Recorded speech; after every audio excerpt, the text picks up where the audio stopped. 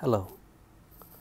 The Facebook group that I'm a member of decided to have a little contest or challenge for the members to use this button somehow creatively or artistically. So what I have decided to do is to use this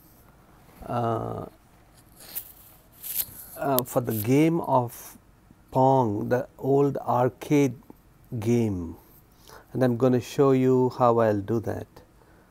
So I first go to Google and search PONG, you can see here, and then I'm going to just pick on some image which looks okay and let's visit the site.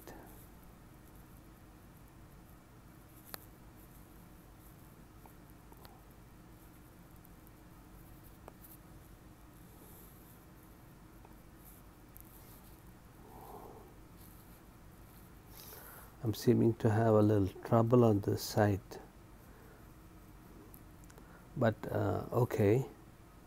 So save image. So I've got that image in my camera roll. The next thing is I'm going to open the app SuperimposeX, which is my favorite editing tool, and I'm going to choose the button icon and click on choose.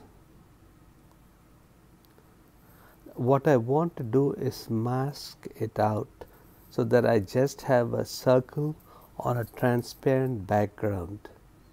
So in order to do that, I click on mask and then I click on the mask tool here, and I'll choose the circle or ellipse and do an approximation like that. And this is probably too large, so let me eyeball it. So I think this looks good enough, and I click enter. But what you notice now is it cut out the button itself. What I want to do is invert the mask.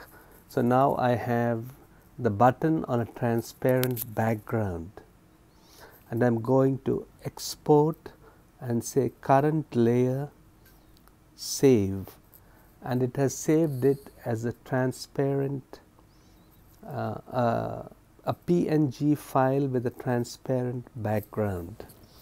Now I'll click on layers again, click on add layer, and I'll say photo layer, and I'm going to say colors, and I'll just choose, for example, the default that popped up, white is okay, or I can click on solid color and then choose a white color and say choose. So I've got a white background. What I want to do is make the paddles for the PONG game. So I'm going to click on mask tool, and this time I'll choose a rectangular mask and choose something like that, a small rectangle, and click enter. Once again I'll invert the mask, so now I have the paddle, and I'm going to save, current layer, save. So I'm done with SuperimposeX. If I examine my camera roll, you'll see I have the PONG image, I have the button, and I made a mistake here. I actually did not choose the current layer, so I'm going back to SuperimposeX and go to save, and what I actually saved was the blended image or the combined image of the button and the PONG. What I should have chosen is current layer and go to save. So it saved that. So let's check our camera roll again, and we see that there is one more image here with just the paddle. So the extraneous one, I'm going to delete that combined image. So now that I have the PONG table background and the paddle and the button cut out, I'm going to the Werble app, which is this W, purple W, and I'm going to open up Werble. By default in Werble you see amazing animations that have been created by some of the talented Werblers, and the best ones are featured here in social media. But what I'm going to do is click on this circular W icon and to start a new Werble, and it's showing me the last image that was found. But what I want to do is find the PONG table as a background. Then I'll click on this multiple layer icon on the bottom right of the PONG, and I can choose also the button and the PONG paddle. I've chosen 3 photos, and then I click on the right arrow on the top right, and I'm in the Werble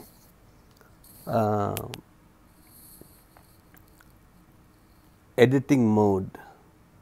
So what I want to do first of all is to actually, you can see that there are 3 layers, but I want to edit the paddle so that it is vertical. So I'm going to click on the paddle layer and slide the top slider and then go to transform and rotate. So here you can see that that thing got rotated. I'm probably going to shrink the paddle a little bit, so that with my 2 fingers I'm pinching, and then I've got this slightly smaller paddle, and that looks okay. What I'm going to do now is click on the plus sign, and well, let me click on this and hold the press sign, duplicate selected layer. So now I have another layer for the paddle, and this time I'm going to simply slide my finger and move it to the other side, so I have the other paddle. Maybe I'll make it even smaller, I think, because this looks too big here. And choose this paddle, make it also roughly the same size. Maybe that's okay. Choose the button, again pinch it, the button looks too big also. So now I have my 3 layers. So now what I want to do is animate it so that the button is moving back and forth, it's pulsating. In order to do that, I'm going to slide the central icon on the top, and the button layer, as you can see, is selected. So I'm going to the pulse, which is the heart icon here. I'm going to click on the plus sign so that I've added a pulse effect, and the mode I'm going to slide to, there are different modes here, but I'm going to go to shift distortion,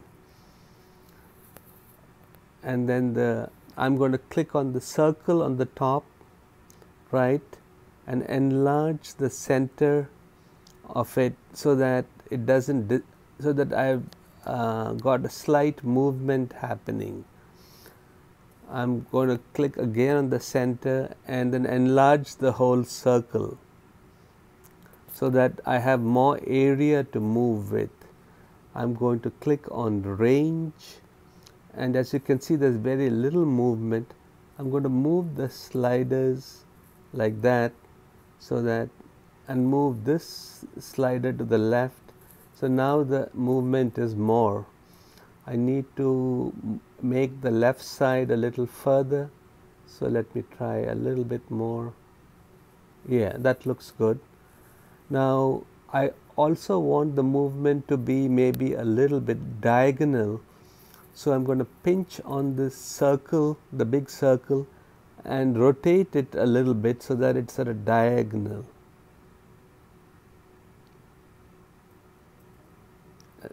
And as you can see now, it looks almost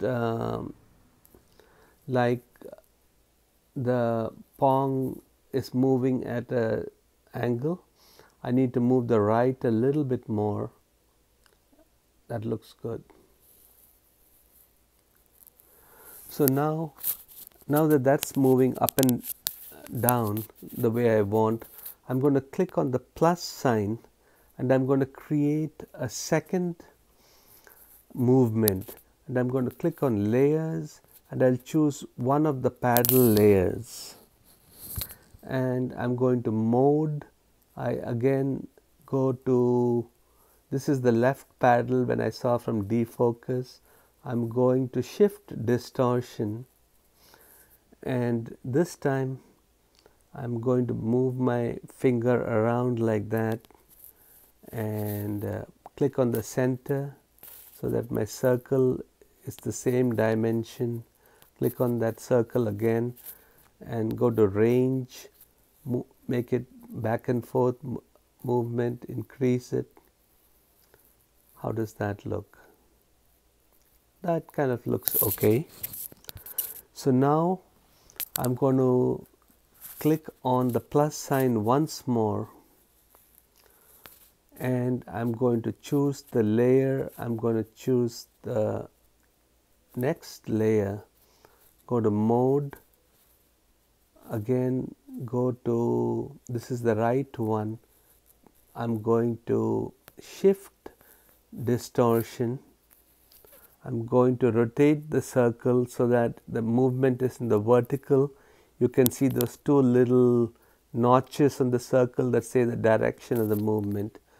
Click on the center here, enlarge the center circle till its maximum, click on it again, click on range, increase the movement, and let's see how that looks.